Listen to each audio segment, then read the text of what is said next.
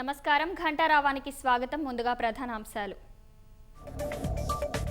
పాకిస్తాన్పై క్షిపణులతో విరుచుకుపడుతున్న భారత్.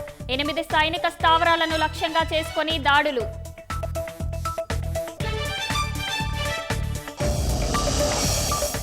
త్రివిధ దళాధిపతులతో ప్రధాని మోదీ భేటీ. సమావేశంలో పాల్గొన్న రాజ్నాథ్, అజిత్ డోవల్.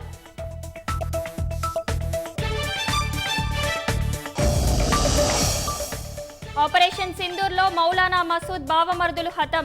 జైషే మహ్మద్, లష్కరే తోయిబా అగ్రనేతలు ఉన్నట్లు వెల్లడి.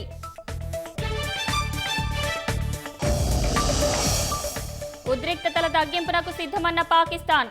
భారత్ దాడులు ఆపితే సాధ్యమని ప్రకటనలో వెల్లడి.